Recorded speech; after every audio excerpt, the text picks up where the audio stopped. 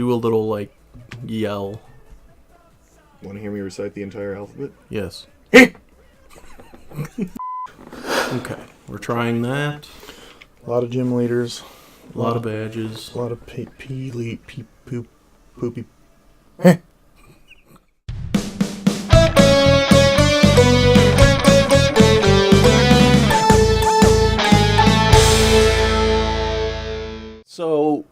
So far, we have given our favorite movies, our favorite moments from those movies. That's correct. Tell him what he's won, Cotton. More Avengers stuff. That's right. So here we are. Oh, okay, I'll stop. Now, we would like to tell you about... It's our personal favorite top 3 Avengers. Dun dun dun.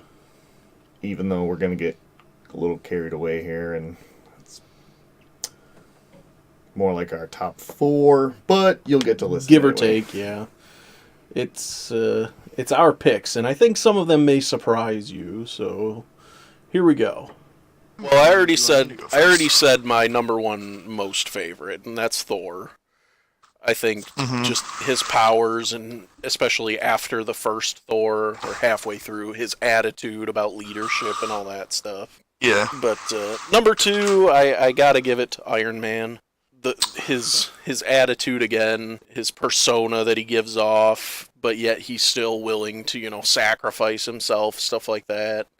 Which he did several times in, all the movies, basically. Yeah. I almost like how they go overboard with how smart he is. Oh, yeah, like he just figures out time travel, just kind of right. Hanging out.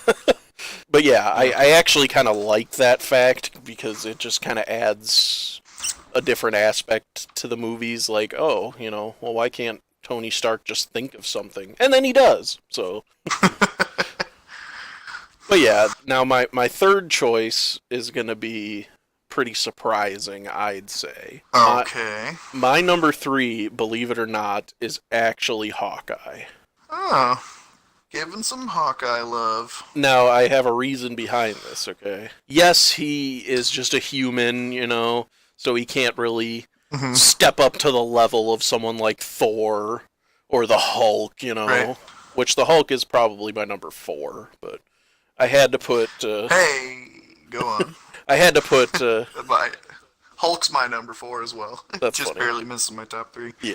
But anyways, I put Hawkeye in there, and I guess you can kind of group him with Black Widow, but I'm not a huge fan of Black Widow. But I actually am a fan of the Green Arrow from DC. Oh, yeah. But that's actually beside the point.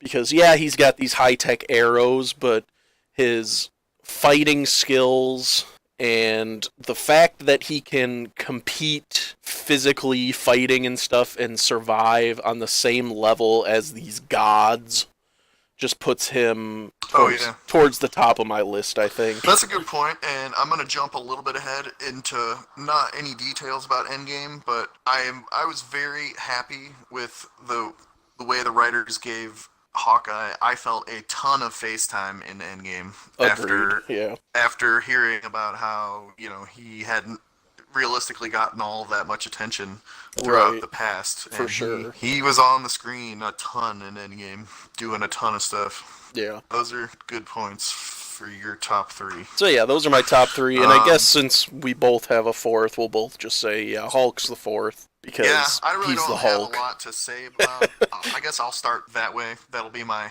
alternate, and it's. I don't know. There's not a lot to really explain. I just kind of liked how more the way Mark Ruffalo played the Hulk and Banner, developing over the course of the series. I also share Thor. Are you putting these in any order like I did, or? I don't think I can. That's fine. Because the reasoning behind them is all just kind of not entirely sensible. But for Thor, it's like I like people who throw things.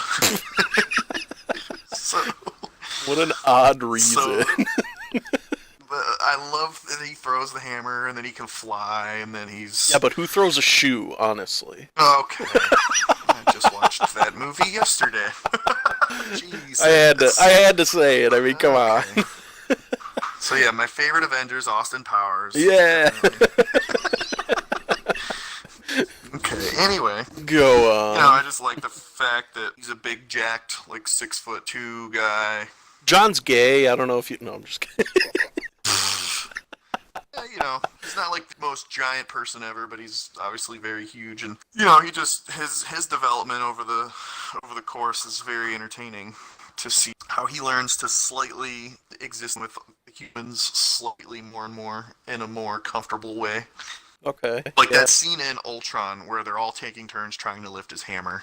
Right. It's not in my moments, but it's definitely one of the coolest scenes for like the Avengers as a whole. Yeah.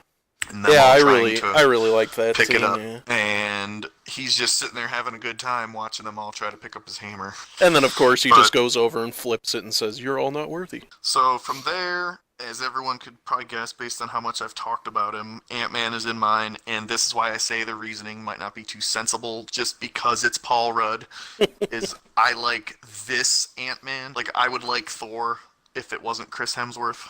I can't say that for sure, but I've always liked Thor as a superhero. Right. Like when I played the video games before Chris Hemsworth was Thor. But Paul Rudd as Ant-Man is a big deal for me. Like in the video games when Hank Pym was Ant-Man, I didn't really care that much. But it's just the fact that it's Paul Rudd. And I mean, I've always liked how Ant-Man could grow to be a gigantanormous dude.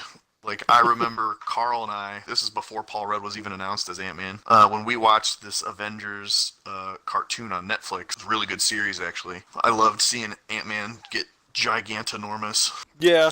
I mean, I didn't watch it, but I can imagine. Yeah. And then my other one, based on how I kind of just said I like people who throw stuff, is Captain America. And going with the OG.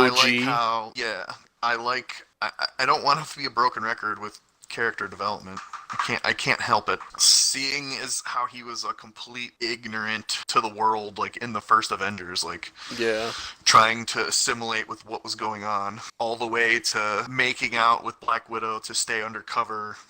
And that there's a scene in Civil War where they're all in that parking garage, and I believe he makes out with Agent Carter's niece. It's funny because they're in the parking garage and Falcon and Bucky are sitting in a tiny little bug beetle car that they're driving around.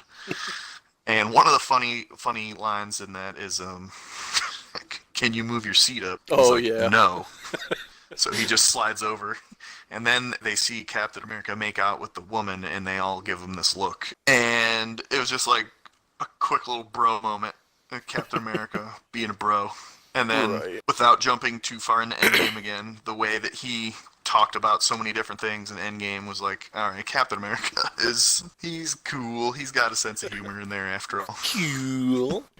So, if you followed us through that rabbit hole of what ended up being a top 4, like we said, hopefully you enjoyed it, and if you agree, which we assume none of you do, because you hate all of us, feel free to comment.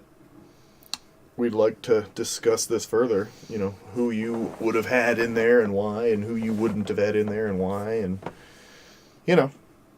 And I'm sure you probably noticed that the sound quality compared to now is quite extensively different. No, it's not. It's an illusion. We are recording on different mics, that is why. We're just really talented. We are just the greatest. Except when we're playing Halo. Well, you just watched all that, so. Yeah. Bye forever. Nope. Do, do, do, do. No, that's the intro Yeah, I know. music, Steven. Next time in the basement.